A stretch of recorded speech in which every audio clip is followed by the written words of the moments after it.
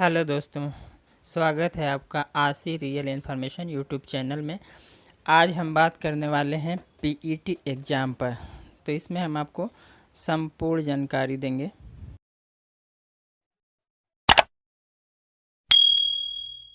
तो सबसे पहले हम बता देते हैं आपको कि पीईटी एग्ज़ाम क्या होता है। तो ये उत्तर प्रदेश सरकार द्वारा ग्रुप बी और सी पदों पर भर्ती के लिए एक ही प्रारंभिक परीक्षा पीईटी करने का निर्णय लिया गया था।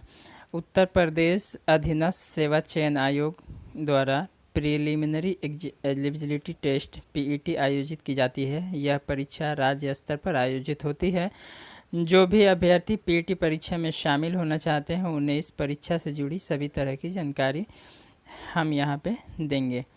तो सबसे पहले हम आपको बता दें कि इस पीईटी परीक्षा सभी ग्रुप बी और सी पदों के लिए अनिवार्य योग्यता है। जब आप यूपी पीएसएससी पीईटी परीक्षा को पास कर लेते हैं तो फिर उसके बाद जो भी नौकरियां आती हैं ग्रुप बी और सी की, तो उसमें पीईटी एग्ज़ाम की जो स्कोर कार्ड होता है वो मांगता है और उसके आधार पर आप मेन एग्ज़ाम दे सकते हैं।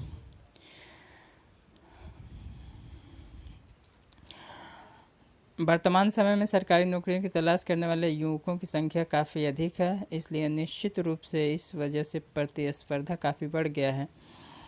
उत्तर प्रदेश सरकार ने 6 मार्च 2020 में एक एग्ज़ाम पीईटी एग्ज़ाम की शुरुआत की थी, जिसमें ग्रुप बी और सी के सभी पदों के लिए प्रारंभिक परीक्षा पीईटी कर दिया गया था। इस एग्ज़ाम में इसका फुल फॉर्म जो हम सबसे पहले आपको बता देते हैं। इसका फुल फॉर्म जैसे कि पीईटी प्रीलिमिनरी एलिजिबिलिटी टेस्ट होता है, और इसकी एग्ज़ाम को देने के लिए जो पात्रता होता है और हाई स्कूल और इंटर उससे ऊपर भी अगर आप लगाना चाहते हैं डिग्री तो लगा सकते हैं। हम सबसे पहले आपको ये भी बता देते हैं कि पीईटी परीक्षा जो है क्यों महत्वपूर्ण है। तो यूपीएसएससी द्वारा ग्रुप बी और सी पदों पर भर्ती के लिए पीईटी परीक्षा को पास करना जरूरी होता है, जिसमें UP assistant statistical officer, UP राजस्व लेखपाल, यूपी चकबंदी लेखपाल भर्ती आदि पद शामिल हैं। इसलिए जो भी अभ्यर्थी इन पदों के लिए आवेदन करना चाहते हैं तो उनको सबसे पहले पीईटी पास करना होगा, और उसका जो स्कोर कार्ड होता है वो एग्जामिनेशन में मांगता है। जो फॉर्म आते हैं नौकरियों को उसमें भरने के लिए इसका स्कोर कार्ड ज़रूरी होता है। पीईटी के फ़ायदे हम आपको बता देते हैं। पेट परीक्षा देने के क्या क्या फ़ायदे आपको हैं। तो पहला है, उम्मीदवारों को प्रारंभिक परीक्षा के लिए पुनः पंजीकरण करने की आवश्यकता नहीं है। यानी कि एक बार अगर आप रजिस्ट्रेशन करा लिए तो फिर दोबारा आपको रजिस्ट्रेशन कराना नहीं है, उसी के आधार पर आप फॉर्म भर सकते हैं। अभ्यर्थी 1 वर्ष तक सीधा किसी भी ग्रुप बी या सी पद की मुख्य परीक्षा के लिए आवेदन कर सकते हैं। मतलब ये है कि अगर एक बार आपने पीईटी एग्ज़ाम पास कर लिया तो जब तक अगले पीईटी एग्ज़ाम ना हो जाए तब तक वही काम आता है, या मिनिमम मान लीजिए कि 1 साल तक वो वैलिड होता है। एक बार प्रारंभिक परीक्षा देने के पश्चात अन्य पदों पर भर्ती के समय बार बार जो है आपको पीईटी एग्ज़ाम नहीं देना पड़ेगा। पूरे 1 साल तक आप जो है उसी पीईटी एग्ज़ाम के आधार पर आप मेन एग्ज़ाम के लिए अप्लाई कर सकते हैं। पीईटी परीक्षा पास करने वाले उम्मीदवारों को केवल मुख्य परीक्षा, शारीरिक परीक्षा, टाइपिंग या कौशल परीक्षा जो भी लागू हो उसके लिए उपस्थित होना पड़ता है। यानी कि एक बार आपने पीईटी परीक्षा पास कर लिया तो जो नौकरी के लिए आप फॉर्म भरेंगे तो उसमें जो है एक मुख्य परीक्षा या तो होगा, या तो फिर जो है किसी में शारीरिक परीक्षा या टाइपिंग परीक्षा, कौशल परीक्षा या इंटरव्यू के माध्यम से भी ले लिए जाते हैं। अगर आपका पीईटी एग्ज़ाम स्कोर कार्ड अच्छा है तो आपको सरकारी नौकरी मिलने की संभावना बढ़ जाती है। यानी कि आप उसमें जितना ज़्यादा नंबर लेके आएंगे उसके आधार पर आपकी नौकरी मिलने की संभावना बढ़ जाएगी। यूपी पीएसएससी पीईटी स्कोर का 1 वर्ष के लिए मान्य होगा, जिसके बाद आपको पुनः इस परीक्षा में शामिल होना होगा। जैसे ये होता है कि अगर एक बार आपने पीईटी परीक्षा दे लिया तो 1 साल तक वैलिड होगा, लेकिन अगर 1 साल से ज़्यादा समय तक अगली पीईटी परीक्षा नहीं होती है तब तक वो माना जाता है। पेट परीक्षा कैसे होती है, तो ये ऑफलाइन मोड में होता है, ओएमआर सीट पर होता है, आपको क्वेश्चन पेपर मिलेंगे। और पेट परीक्षा की अवधि 2 घंटे की होती है। पेट परीक्षा साल में कितनी बार आयोजित होती है, तो ये 1 साल में लगभग 1 बार आयोजित हो जाता है। कभी कभी ऐसा होता है कि 1 साल से ज़्यादा समय तक जो है परीक्षा नहीं हुआ रहता है, तो जो आपका पिछला वाला रहेगा जो आप पास किए रहेंगे वही वैलिड होगा आगे किसी भी भर्तियों के लिए। इसके पाठ्यक्रम के बारे में बात कर लेते हैं। तो पीटी का जो पाठ्यक्रम होता है उसमें हिंदी, अंग्रेजी, गणित, सामान्य बुद्धि, सामान्य ज्ञान, तार्किक तर्क, सामान्य जागरूकता, सामान्य विज्ञान, करंट अफेयर्स, भारतीय इतिहास, राष्ट्रीय आंदोलन, भूगोल, भारतीय अर्थव्यवस्था, भारतीय संविधान और लोक प्रशासन जैसे विषयों से प्रश्न पूछे जाते हैं। निगेटिव मार्किंग की बात कर लेते हैं। तो परीक्षा में निगेटिव मार्किंग भी होता है। 4 प्रश्नों के गलत उत्तर देने पर छात्र का परीक्षा में 1 अंक काटा जाएगा, यानी 1/4 का माइनस मार्किंग होता है।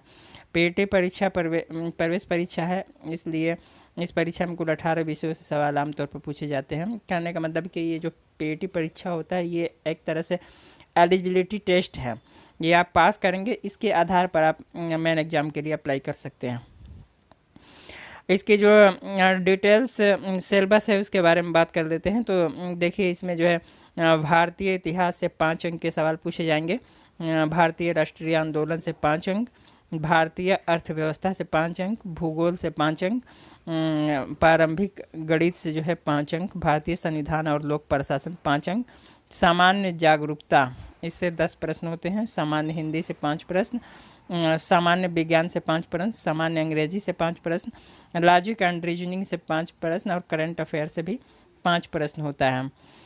हाँ, ये बता देते हैं आपको कि एग्ज़ाम पास करने के बाद आप किस किस जॉब के लिए जो है अप्लाई कर सकते हैं। तो इसमें अब तक जो होता है उसमें लेखपाल इन राजस्व विभाग, जूनियर असिस्टेंट इन राजस्व विभाग, auditor, surveyor in sugar cane department, instructor, forest guard, agriculture assistant, accountant, staff nurse, laboratory technician, X ray technician, इतने पदों पर आप अप्लाई कर सकते हैं। जो भी मेन एग्ज़ाम के लिए जो फॉर्म आते हैं उसमें आपका स्कोर कार्ड मांगता है।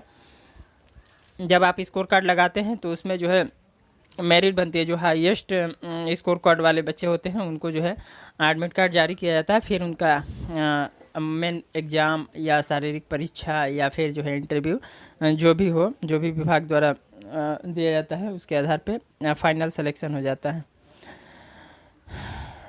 हाँ, ये फॉर्म जो है इस टाइम भरा जा रहा है, तो इसके बारे में आपको हम बता देते हैं। इसका फॉर्म जो है 1 अगस्त 2023 से भरे जा रहे हैं और इसकी अंतिम तिथि जो है 30 अगस्त 2023 है। इसका फीस पेमेंट की लास्ट डेट जो है 30 अगस्त है और करेक्शन कर सकते हैं 6 सितंबर तक। और इसके एग्ज़ाम जो है अभी इसके एग्ज़ाम की डेट नहीं आई है। इसमें फॉर्म भरने वालों की संख्या बहुत ज़्यादा होती है, इस वजह से इसके एग्ज़ाम की डेट जो है सब फॉर्म आने के बाद जो है कंफर्म किया जाता है और लगभग यूपी के सभी ज़िलों में इसके एग्ज़ाम कराए जाते हैं।